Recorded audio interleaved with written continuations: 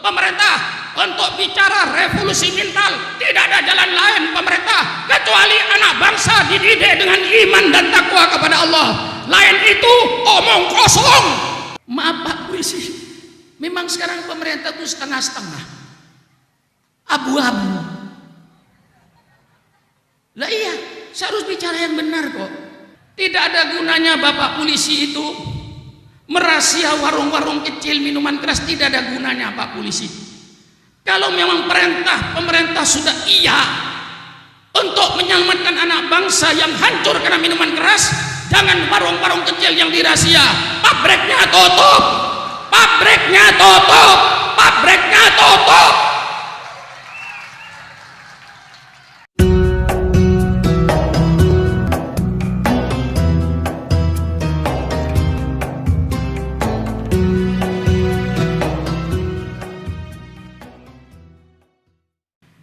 Para alim ulama yang saya muliakan, seluruh pejabat-pejabat pemerintah setempat, Bapak Ibu Bupati dan yang mewakili, dari seluruh kepolisian, dari Kapolresnya dan seluruh jajarannya yang saya hormati, hadirin dan hadirat sekalian yang berbahagia, wabil khusus kepada Al-Mukarram Kiai Haji Masyhuri Baidawi MA, kepada Dr. Sehan, terlebih dahulu saya menyampaikan ucapan terima kasih yang setinggi-tingginya atas segala usahanya, atas segala kegiatannya, atas dharma baktinya kepada bangsa, negara dan agama melalui jalur pendidikan agama, untuk mewujudkan anak bangsa yang bermoral, yang berakhlak, yang beriman dan bertakwa kepada Allah Subhanahu wa taala. Ini suatu pekerjaan yang sangat mulia di sisi Allah. Saya sampaikan ucapan terima kasih. Tentu saya tidak lupa pula terima kasih atas segala pengorbanannya dalam berbakti pada bangsa, negara dan agama. Karena saya yakin tidak ada satu kemauan, tidak ada satu cita-cita yang akan berhasil tanpa adanya pengorbanan.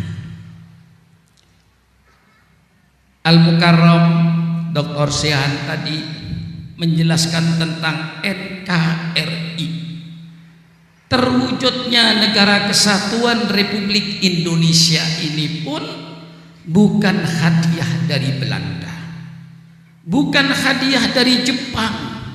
Justru NKRI ini terwujud karena pengorbanan seluruh bangsa Indonesia. Dengan aliran darahnya, dengan tetesan air matanya, maka terwujudlah negara kesatuan Republik Indonesia.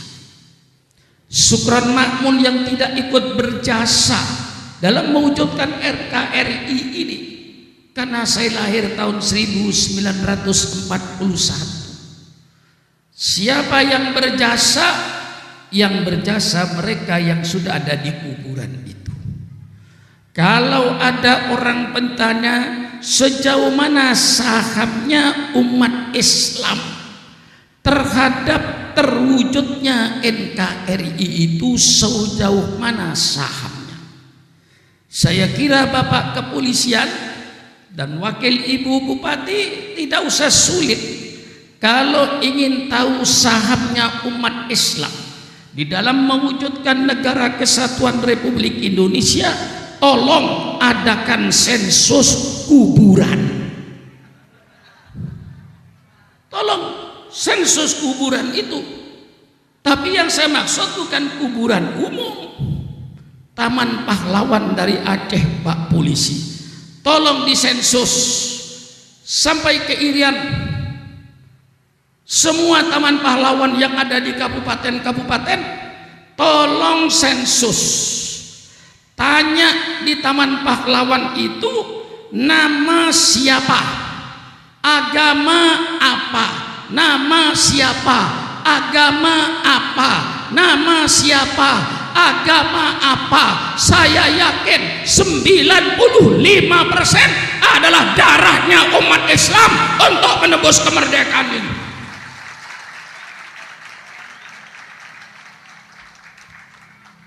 Ini saham kita. Tentu dalam ilmu ekonomi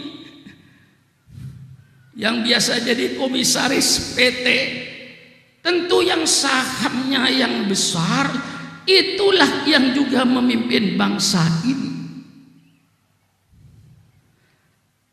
Pak Sehan, saya teringat kata-kata seorang Perdana Menteri Pakistan. Kalau umat Islam tidak mau berpolitik, siap-siaplah negaranya akan dipimpin oleh politikus non-muslim. Umat Islam, kalau kau sudah tidak mau berpolitik, siap-siaplah kau untuk menyerahkan negara ini kepada non-muslim.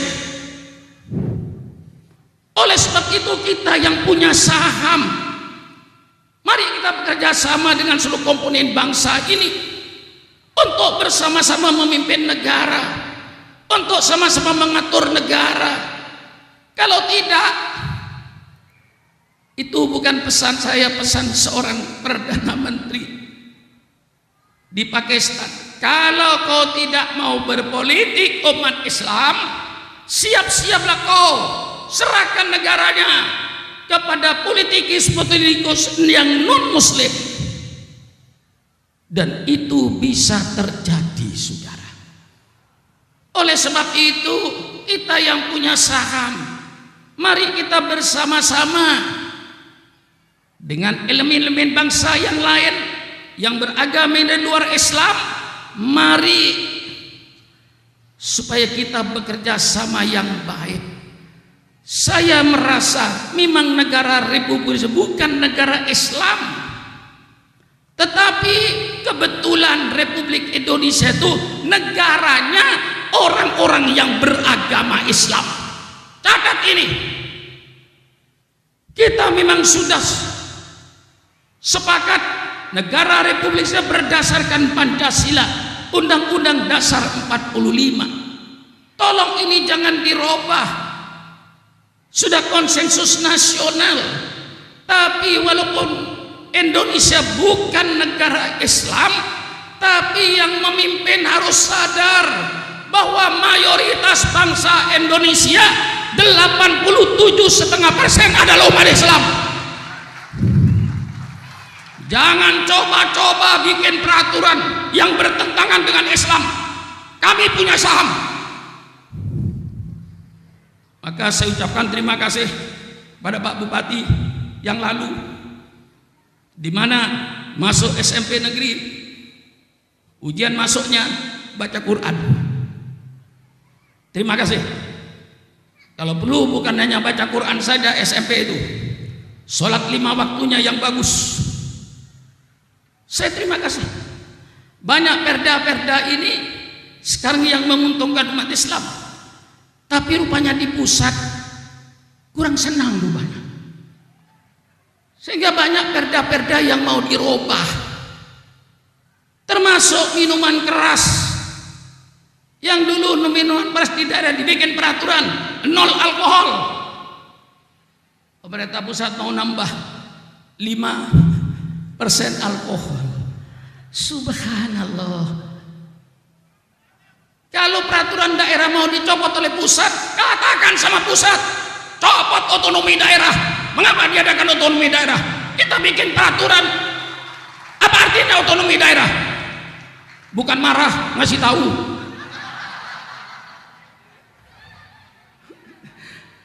Ngasih tahu saya ini. Kan otonomi daerah katanya.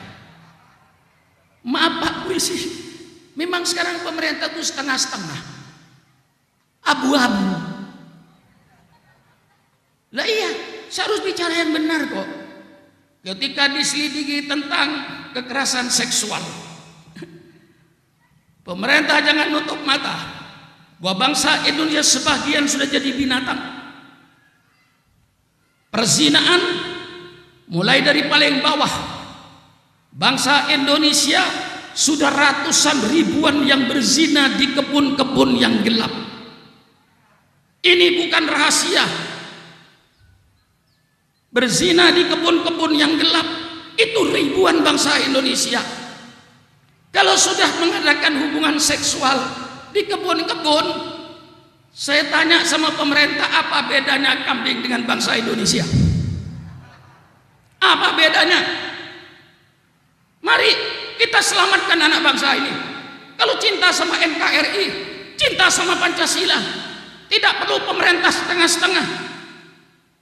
Ibu Khofifah sudah datang ke Bengkulu ketika 14 orang yang memperkosa dan membunuh di hutan itu. Ternyata sebabnya karena film porno. Ternyata sebabnya karena minum-minuman keras. Maaf kepada Bapak Polisi, saya ikhlas Pak Polisi. Saya bicara yang benar. Tidak ada gunanya Bapak Polisi itu merahasia warung-warung kecil minuman keras, tidak ada gunanya Pak Polisi. Kalau memang pemerintah sudah iya untuk menyelamatkan anak bangsa yang hancur karena minuman keras, jangan warung-warung kecil yang dirahasia. Pabriknya tutup, pabriknya tutup, pabriknya tutup.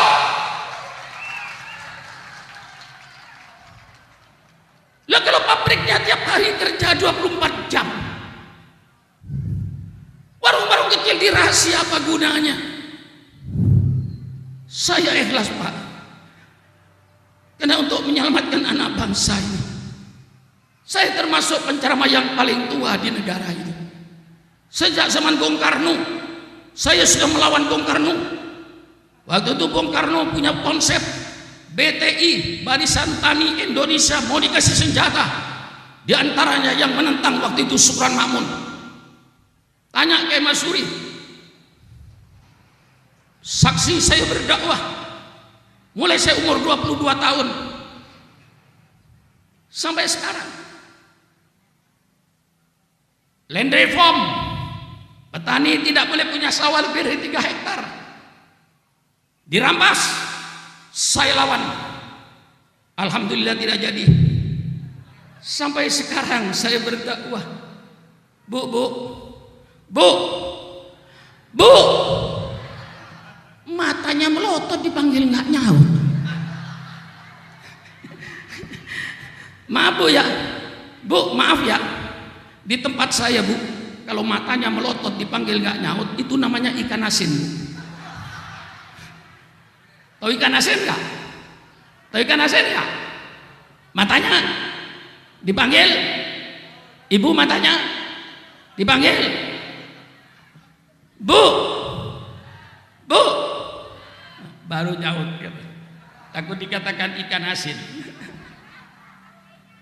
Kalau ibu ditanya siapa penceramah yang paling tua di negara Republik Indonesia ini, jawab Supran Makmun, pasti benar.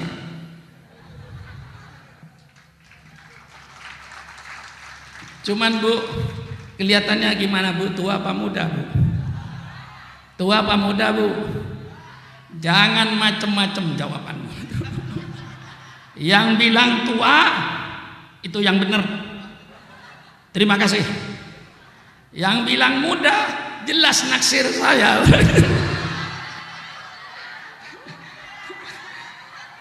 Itu namanya perempuan mata keranjang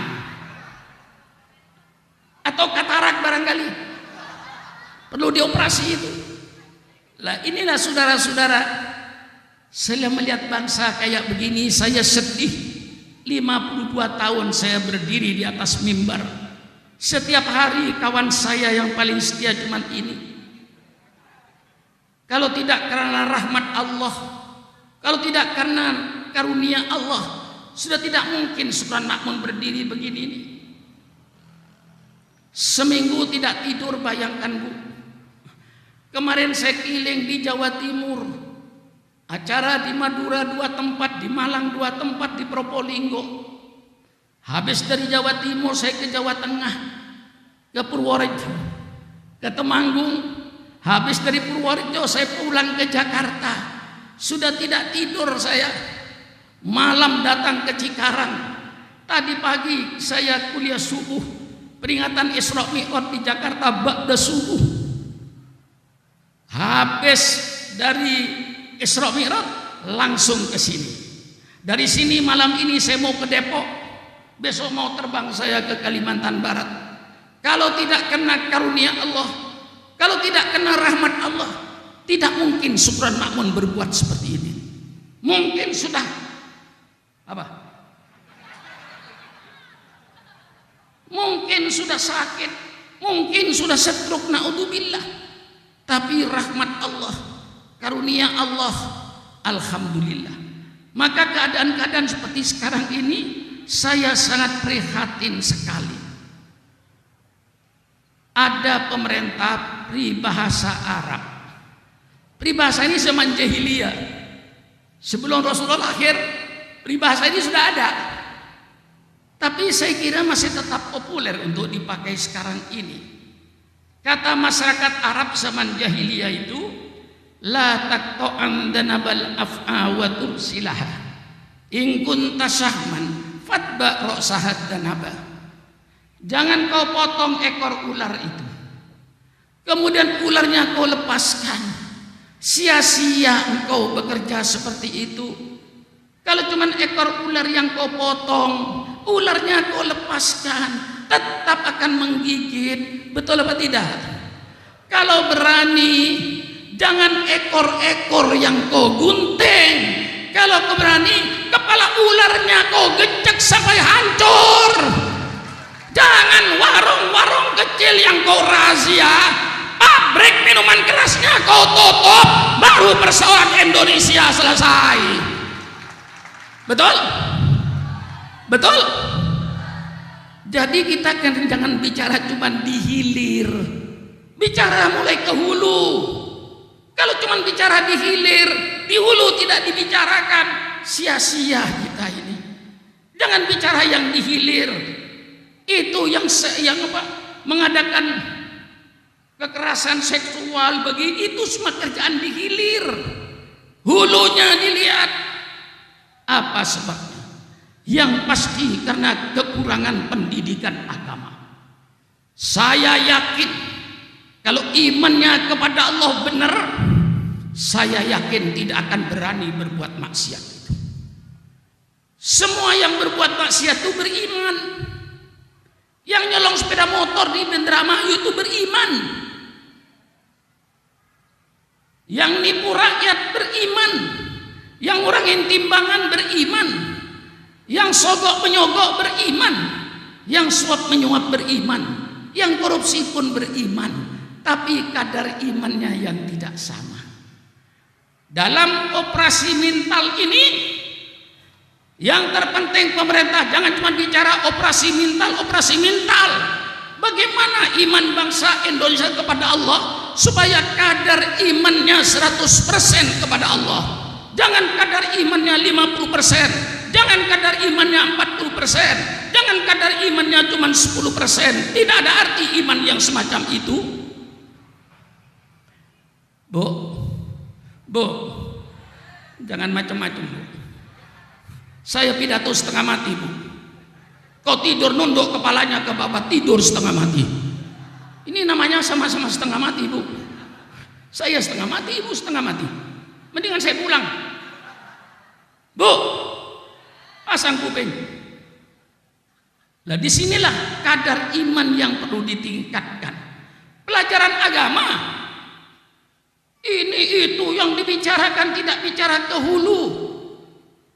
Alhamdulillah lihat anak-anak pesantren. Ya saya tidak nutup mata, 1-2 anak pesantren yang nakal ada. Tapi secara keseluruhannya pendidikan di pondok pesantren tidak terkontaminasi dengan peradaban-peradaban barat. Dia bisa mendisiplin diri, bisa sholat 5 waktu, tidak pacaran, pakaian tetap berpakaian Islam. Mengapa pondok pesantren bisa? Mengapa di luar kok tidak bisa? Karena bedanya dalam menanamkan iman. Mungkin di luar cuma 10%, sekedar percaya tapi tidak mengenal Allah secara utuh. Kalau dia mengenal Allah secara utuh, insya Allah dia akan takut kepada Allah. Kita tidak kenal kepada Allah secara utuh, maka tidak cinta kepada Allah. Kalau ingin kenal kepada Allah, pakai otak, pakai pikiran, baru kita akan cinta kepada Allah. Allah Subhanahu wa ta'ala pencipta langit dan bumi.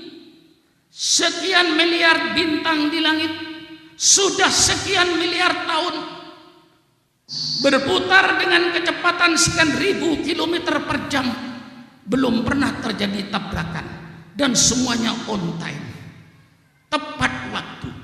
Matahari terbit dari sebelah timur, terbenam sebelah barat, sudah sekian miliar tahun, tidak pernah keliru dan tidak pernah salah. Bulan, satu bulan yang berubah-ubah dari bulan sabit purnama kembali bulan sabit, itu pun tidak pernah keliru. Sebab siapa yang ngatur Allah tidak pernah tabrakan. Kalau yang diatur manusia, insya Allah tidak ada yang beres. Tunjukkan kepada saya mana peraturan pemerintah yang beres. Lalu lintas Pak Polisi sudah bikin ini. Tapi persilakan Pak Polisi, satu hari ratusan manusia yang mati di tengah jalan kena roda 2. Roda 2 ini termasuk pembunuh yang terbesar di Indonesia ini. Padahal lalu lintasnya sudah diatur, tidak boleh belok, satu arah dan seterusnya. Ngatur kantor pun tidak beres, ngatur kereta api tidak beres, ngatur kapal terbang tidak beres. Mana yang beres? Ngatur kapal laut, bisa kapal laut tabrakan, padahal jalannya kayak selaut luasnya. Kok bisa tabrakan? Suatu keanehan. Untuk menunjukkan kelemahan manusia, hanya Allah yang maha kuasa. Meningkat iman kita dengan tahu kebesaran Allah ini. Ini tingkatkan kadar iman ini. Kalau kita mau bicara tentang keagungan Allah subhanallah, wa fil ardi la ayatul lil muqinin. Di bumi ini sudah cukup tanda-tanda keagungan Allah untuk cinta kepada Allah. Turun air hujan dicampur dengan tanah, air hujan dicampur dengan tanah, subhanallah. Keluar rambutan, keluar duku, keluar pepaya, keluar turen, padahal bahannya cuma tanah dengan air hujan. Bu, kalau ibu saya kasih tepung, saya kasih telur, saya kasih gula, tolong Bu bikinkan kue, pasti jadi roti bolu. Bisa nggak jadi lemper? Bisa nggak jadi lemper, hai perempuan-perempuan? Bisa nggak jadi lemper? Itulah kemampuanmu. Kalau kau saya kasih beras ketan, saya kasih kelapa, saya kasih daging, persilakan Bu bikin kue, pasti jadi lemper. Bisa nggak jadi roti bolu? Subhanallah. Allah subhanahu wa ta'ala cuman air campur dengan tanah, mau jadi apa? Ada yang manis, ada yang pahit, ada yang asam, ada yang pedas, ada yang tidak manis, tidak asam, tidak pedas, singkong. Loh, mengapa ketawa? Mengapa ketawa? Jangan ngetawain saya, kau menghina ini. Saya bicara benar. Undang Profesor Doktor Pertanian, suruh datang ke Indramayu, lalu tanya, mengapa tebu jadi manis? Padahal air hujan campur tanah dijilat tidak manis. Persilakan coba. Kalau ada Profesor Doktor yang bilang bahwa air hujan dicampur dengan tanah mengandung zat gula, saya ajak, ayo Profesor, bikin pabrik gula dengan saya. Tidak usah tanam tebu, tanah campur air, kita giling, insya Allah jadi genteng dan batu merah.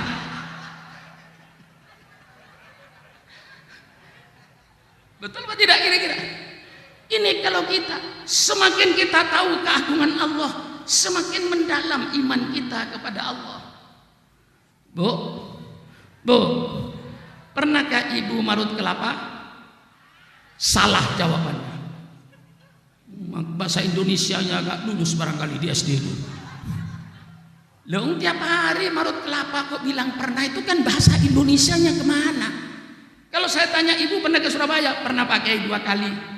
Kalau saya tanya pernahkah ibu marut kelapa, bagaimana jawabannya?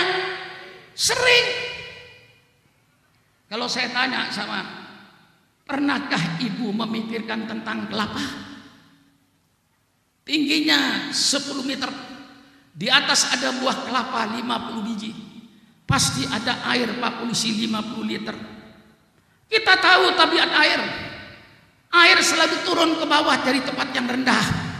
Kita tahu tabiat api, selalu ke atas, sombong. Maka kalau manusia itu sombong, itu terlalu banyak apinya itu. Kalau udara sifatnya mencari tempat yang kosong, asal kosong di bawah atau di atas gak peduli, kata udara saya masuk. Air yang sifatnya turun, Bu. Di atas pohon kelapa 50 buah kelapa ada air 50 liter. Naiknya dari akar lewat batang pakai pompa Sanyo apa pakai pompa Dragon? Pakai otak. Subhanallah, Maha Agung Engkau ya Allah. Baru kita ini iman semakin menebal. Semakin kita mengikuti, menghayati keagungan Allah. Pernahkah Bapak berpikir tentang perutnya yang nempel setiap hari? Kalau Bapak berpikir perut yang kita miliki ini, Pak, adalah pabrik vitamin. Coba pemerintah bikin pabrik vitamin di Karawang, gedungnya besar, mesinnya besar. Subhanallah, Engkau ya Allah bikin pabrik vitamin cuman perut, terdiri dari usus dan babat, mesinnya cuman gigi. Betul apa tidak? Betul apa tidak? Tapi tidak pernah berpikir, subhanallah, tidak usah ditanya tomat itu mengandung vitamin apa, wortel itu mengandung vitamin apa, kepala kambing itu mengandung vitamin apa, nggak usah ditanya. Mengapa saya sebut kepala kambing? Karena saya paling senang kepada kepala kambing. Banyak Kiai Masudi itu. Dulu ketika di pesantren tuh, ya saya beliau itu kalau goreng nasi, minyaknya saja tidak pernah pakai minyak biasa, mesti minyak yang dari kambing juga. Apa? Gajihnya kambing itu digoreng, hati babat digoreng, lalu goreng nasi, campur lagi, aduk lagi, Masya Allah, makan berdua. Asik Pak. Iya. Tidak pernah berpikir bahwa ini adalah pabrik. Tidak usah bertanya tomat mengandung vitamin apa, asal halal makan, beres. Asal halal makan. Dihancurkan oleh gigi. Maka kata Imam Ghazali, kau kalau makan kunyahlah 27 kali. Ini kadang-kadang ibu makan tempe goreng yang keras, baru terpotong 2 oleh giginya, langsung ditelan. Besok pagi keluar tetap tempe, cuci lagi. Hancurkan itu melebihi bubur, masuk ke dalam perut, tidak ada penyakit emah, bebannya ringan. Masuk, dibabat, diolah, dicampur air empedu kimianya, jadi vitamin A, vitamin B, vitamin C, vitamin D, vitamin E, B1, B2, B3, B4, B kompleks. Selesai memproduksi, darah membagi, langsung distribusikan vitamin A untuk mata, supaya matanya jeli kalau melihat cewek. Maaf. Supaya jeli kalau melihat Quran. Matanya bersih dengan vitamin A yang cukup. Vitamin C, bibir, lidah supaya tidak sariawan. B1, B2, B kompleks, otot-otot supaya ototnya mampu bergerak. Subhanallah. Kira-kira ototnya Subhan Makmun gimana kira-kira? Vitamin cukup, darah berputar kotor masuk ginjal, cuci darah. Apa artinya mesin cuci darah bikinan Jepang itu? Darah dikeluarkan sakit, dikembalikan sakit. Ginjalnya Supran Makmun bekerja 76 tahun kali 24 jam, belum pernah turun mesin.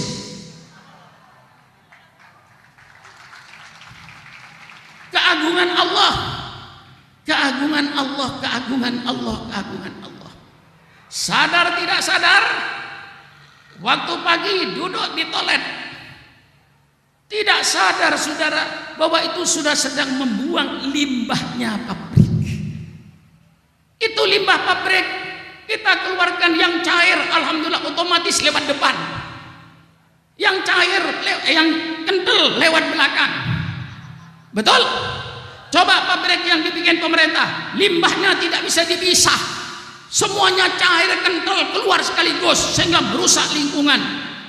Tapi Allah bikin limbah pabriknya cair lewat depan, kental lewat belakang, otomatis, Bu. Pernah berpikir begitu, Bu? Pernah berpikir begitu, Bu? Pikirkan itu, baru merasakan keagungan Allah, baru merasa nikmat ketika sujud. Subhana rabbiyal azimi wa bihamdi, subhana rabbiyal azimi wa bihamdi, subhana rabbiyal azim. Merasa khusyuk, merasa kewajiban kita untuk sujud kepada penciptanya yang maha agung. Ini dalam revolusi mental ini bukan bicara ngalor ngidol. Dan ini dibuktikan oleh Rasulullah. 23 tahun Rasulullah merubah revolusi mental yang luar biasa. Dari masyarakat jahiliyah yang minum-minuman, yang mabuk-mabukan, yang berzina, yang berjudi, yang menindas orang, segala perbuatan jahiliyah dikerjakan. Dalam tempo 23 tahun revolusi mental terwujud. Pemerintah untuk bicara revolusi mental tidak ada jalan lain pemerintah kecuali anak bangsa dididik dengan iman dan takwa kepada Allah. Lain itu omong kosong. Bukan marah, ngasih tahu. Kan ngasih tahu saya. Jangan macam-macam revolusi mental itu. Bicara ngalor ngidol. Fokus. Disinilah pendidikan pondok pesantren. Yang alhamdulillah saya tidak menutup mata Pak Polisi. 1-2 santri yang narkoba ada. Tapi dibanding dengan yang lain prosentasenya jauh. Jauh. Akhlak juga jauh. Coba Bapak Polisi datang ke sini tadi. Insya Allah semua santri itu cium tangan langsung Pak Polisi. Mungkin dibolak-balik tangannya Pak Polisi tadi dicium.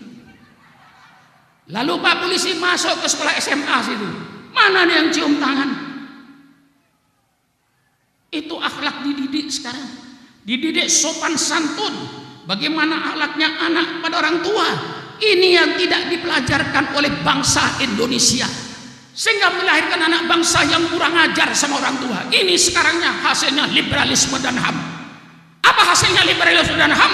Menghasilkan anak bangsa yang kurang ajar sama orang tua, mengajarkan anak bangsa yang kurang ajar sama guru. Ini hasilnya kebebasan adalah hak asasi manusia. Bukan marah. Diajarkan Pak Polisi mulai SD kebebasan adalah hak asasi manusia, kebebasan. Yang jelas liberalisme dan bukan ajaran Islam, bukan ajaran Quran, bukan ajaran hadis. Tidak ada dalam Islam kebebasan. Wa ma khalaqtul jinna wal insa illa liya'budun. Tidak saya ciptakan jin dan manusia kecuali untuk sujud kepada Allah. Syukron makmun diciptakan oleh Allah, bukan untuk sakarpi dewe. Syukron makmun diciptakan oleh Allah, bukan untuk semau gue. Allah ciptakan syukron makmun bukan untuk semau-maunya bebas. Tidak.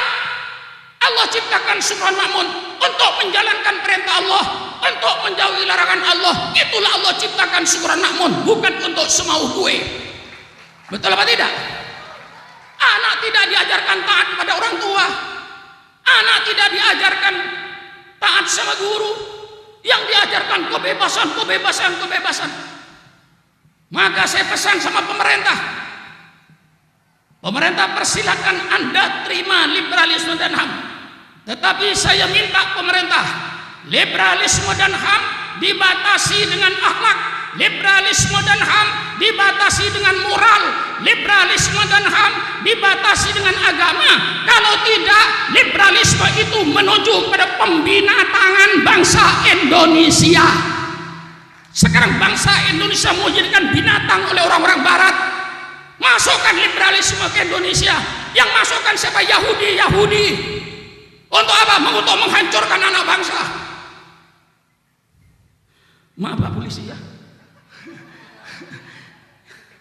Saya minta maaf Pak, karena cintanya sama Indonesia saya nih. Kalau tidak mengapa, saya tidur aja di rumah. Berbulan-bulan saya tidak tidur Pak. Tanyakan sama istri saya itu. Untung istri saya sabar. Saya tinggal ke Kalimantan Timur, tenang. Saya tinggal ke Jawa Timur, tenang. Saya tinggal ke Singapura, tenang. Saya tinggal ke Malaysia, tenang. Mungkin kata ibu-ibu di Indramayu, alhamdulillah saya tidak jadi istrinya Pak Sugron.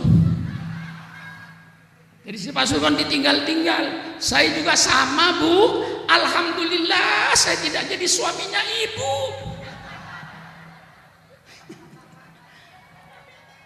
Kalau saya jadi suaminya ibu, barangkali sarung saya sudah robek. Mau kemana Pak? Mau ngaji? Kemana? Ke Banjarmasin kok jauh-jauh Pak? Ngaji di kandang haur aja lah Pak. Tarik sarungnya, tidak jadi ngaji. Kalau ada kiai ditarik sarungnya oleh istrinya, batal ngaji, berhenti jadi kiai. Jadi kiainya istrinya saja. Iya. Ini semuanya Pak. Maka sekarang didik anak kita ini dengan pendidikan agama. Tanamkan keimanannya kepada Allah. Tanamkan bahwa hidup di dunia ini bukan hidup yang sebenarnya. Na'udzubillah, nanti kalau sudah sakaratul maut, umurnya 70 tahun. 70 tahun cuma ibaratkan mimpi saja. Saya sudah umur 76 tahun. Kalau saya membaca mulai anak kecil dulu saya, sekolah SD saya ingat-ingat, itu cuma ibaratkan mimpi saja. Hidup yang dijanjikan oleh Allah bukan di dunia, nanti di akhirat. Itu janji Allah. Hidup di dunia ini cuman permainan sementara. Allah Subhanahu wa taala yang mengingatkan, "I'lamu annamal hayatud dunya la'ibun wa lahun." Ketahuilah oleh kalian bahwa hidup di dunia ini cuman permainan. Mengapa Allah mengambil kata-kata permainan? Karena permainan itu pasti sifatnya sementara. Tidak ada orang yang main terus menerus, mesti berhenti bermain. Betul apa tidak? Ada orang yang tidak berhenti bermain? Tidak ada, mesti berhenti. Permainan hidup oleh Allah dibuka lapangan permainannya. Ada yang bermain di bidang bisnis sehingga menjadi konglomerat. Apa konglomerat itu Pak? Bu, tahu nggak konglomerat? Hah? Konglomerat itu Bu, kong kali kong, untuk membuat rakyat jadi melarat. Itu namanya konglomerat Pak Polisi. Kong kali kong bikin rakyat jadi melarat. Semua ekonomi dimonopoli. Bu, contoh konglomerat yang gampang gini Bu ya. Umpama Syukran Makmun mempunyai perusahaan bis Jakarta Surabaya. Perusahaan bis saya maju. Karena perusahaan bis saya maju, saya perlu tiket. Daripada saya tiket pesan sama percetakan, saya bukan percetakan sendiri. Sehingga saya tidak perlu pesan tiket sama percetakan lain. Karena percetakan saya perlu kertas, saya buka hutan kayu untuk pabrik kertas. Sehingga saya tidak beli bahan baku dari orang lain. Bis saya tambah maju. Karena saya perlu berhenti, saya bikin restoran sendiri. Semua restoran dari Surabaya, Jakarta, restorannya Sukron Makmun. Karena restoran saya perlu ikan bandeng, perlu ikan gurami. Saya beli semua tambak bandeng di Indramayu, semua tambak bandeng miliknya Sukron Makmun, semua empang-empang gurami miliknya Sukron Makmun. Sukron Makmun belum puas. Saya perlu bensin. Saya buka pom bensin dari Surabaya, Jakarta. Semua pom bensin miliknya Sukron Makmun. Sukron Makmun belum puas untuk menguasai kekayaan negara. Karena mobil saya perlu onderdil. Saya buka toko onderdil. Semua onderdil mobil dari Surabaya, Jakarta miliknya Sukron Makmun. Karena bus saya bannya sering kempes, saya buka tambal ban. Semua tambal ban Surabaya, Jakarta miliknya Sukron Makmun. Kalau saya berbuat semacam ini, Bapak bagian apa? Inilah ekonomi kapitalis yang harus dihindarkan di Indonesia. Ternyata sekarang ekonominya kapitalis. Kekayaan bangsa Indonesia hanya dinikmati sekitar 200 orang, Habib. Berputar disitulah duit yang miliaran. Baca surat daftar orang-orang Indonesia yang kaya, mulai nomor 1 sampai 200.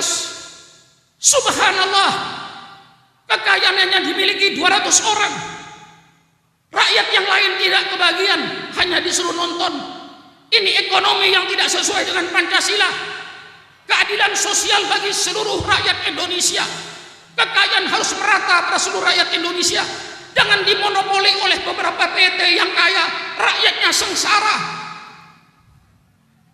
Bukan marah, kasih tahu Pak Polisi. Lah kalau sudah tidak ada yang bicara yang benar, lalu siapa Pak Polisi yang mau bicara yang benar? Saya bicara yang benar. Islam mengatur segala-galanya. Kalau ada orang bicara bahwa Islam tidak ikut mengatur kehidupan manusia, itu orang Islam yang bodoh. Islam mengatur kehidupan manusia, mulai masuk WC diatur oleh Islam, sampai ngatur negara diatur oleh Islam. Saya mau kemukakan kepada saudara hari ini konsep berpolitik menurut Umar ibn Abdul Aziz. Ketika Umar ibn Abdul Aziz menjadi raja karena keturunan, dia merasa dirinya tidak benar. Saya jadi raja, jadi khalifah bukan karena keinginan saya dan bukan karena keinginan rakyat saya, itu karena saya keturunan. Dirombaklah terjadi revolusi politik. Dia berpidato di Masjid Baghdad, saya jadi khalifah bukan karena kemauan saya dan bukan kemauanmu. Hari ini saya lepas jabatan saya berhenti jadi khalifah. Tinggal tergantung kepada kalian siapa pemimpinmu sekarang. Seluruh rakyat di Baghdad berteriak, tidak ada pemimpin kecuali engkau ya Amirul Mukminin. Umar ibn Abdul Aziz, dia kembali kena amanah rakyat. Apa konsep Umar ibn Aziz? Kalau dilaksanakan oleh pemerintah Indonesia, tentu akan hebat, Habib. Yang pertama, konsep bernegara didasari musyawarah. Tidak ada kebijaksanaan pribadi. Betul, tidak ada kebijaksanaan pribadi. Semua kebijakan negara harus didasarkan pada musyawarah. Itu intinya dalam Islam. Tidak ada misalnya saya jadi presiden langsung bikin peraturan tanpa musyawarah. Tidak ada itu. Menurut konsep Islam, semua kebijaksanaan negara harus berdasarkan musyawarah bersama. Alangkah indahnya negara semacam ini. Yang kedua yang penting pejabat negaranya antu adul amanati ila ahliya. Pejabat negaranya yang penting manusianya, bukan peraturannya. Di Indonesia peraturan bagus, undang-undangnya bagus, yang tidak bagus manusianya. Maka Ibn Abdul Aziz mengadakan perombakan. Siapa yang mau jadi pejabat pemerintah, jangan sembarangan mengangkat pejabat negara. Siapa yang layak jadi ketua RT, siapa yang layak jadi ketua RW, siapa yang layak jadi lurah kepala desa, Siapa yang layak menjadi wali kota, bupati? Siapa yang layak jadi gubernur? Siapa yang layak jadi presiden? Jangan mengangkat jabatan seenaknya. Angkat yang mempunyai kafaah, kemampuan. Ini Umar bin Aziz. Jangan mengangkat pejabat karena keluarga. Jangan pejabat karena kawan atau karena senang. Dan mencopot pejabat karena benci. Itu tidak benar. Setelah manusianya dipilih bagus, baru yang ketiga konsep Umar bin Aziz, undang-undang nomor 3 yang perlu manusianya yang jadi ketua RT itu, manusianya yang jadi ketua RW itu, manusianya yang jadi camat itu benar-benar tidak punya kafaah, kemampuan, baik dari segi pemikirannya, baik dari segi akhlaknya. Pilih pejabatnya dulu, baru peraturan, baru tegakkan hukum. Antahkumu bil adli, tegakkan hukum yang adil. Itu baru yang ketiga. Konsep Umar bin Aziz yang keempat, pejabat pemerintah seluruhnya, mulai RT sampai presidennya, al-amru bil ma'ruf wan nahyu anil munkar. RT-nya amar ma'ruf nahi munkar, RW-nya amar ma'ruf nahi munkar, camatnya amar ma'ruf nahi munkar, bupatinya amar ma'ruf nahi munkar, gubernurnya amar ma'ruf nahi munkar, menterinya amar ma'ruf nahi munkar, anggota DPR-nya amar ma'ruf nahi munkar, presidennya amar ma'ruf nahi munkar. Baru negara beres. Kalau tidak beres. Bagaimana, Habib? Sampai kau cuma melotot aja. Bener nggak pidato saya ini? Ini sudah genap konsepnya bernegara. Itu Islam. Kita didik anak kita di pesantren dengan mempelajari Al-Quran, mempelajari sunnah Nabi. Nanti tampil di tengah-tengah masyarakat akan menjadi orang yang bermanfaat. Santri-santri yang akan keluar. Kau jangan hanya bangga menjadi alumni Darussalam. Kau tamat dari Darussalam terjun ke masyarakat, akhlakmu yang terpenting. Di tengah-tengah masyarakat kau jangan minta dihargai, hargailah orang lain. Di tengah-tengah masyarakat kau jangan minta dihormati, hormatilah orang lain. Ini prinsip, mempunyai prinsip hidup. Saya tidak minta dihormati, tapi saya menghormati orang lain. Saya tidak minta dihargai, tapi hargai orang lain. Di masyarakat orang yang berharga yang dicium tangannya itu karena mereka orang yang sudah berjasa. Katakan kiai di kampung cuman ngajar Al-Quran, sekian puluh ribu anak bangsa sudah bisa membaca Al-Quran karena kiai tadi yang ngajar Al-Quran. Dia sudah berjasa, dicium tangannya oleh masyarakat karena jasanya. Engkau tamat dari pondok pesantren Darussalam, bisa baca kitab, bisa berbahasa Inggris, bisa berbahasa Arab.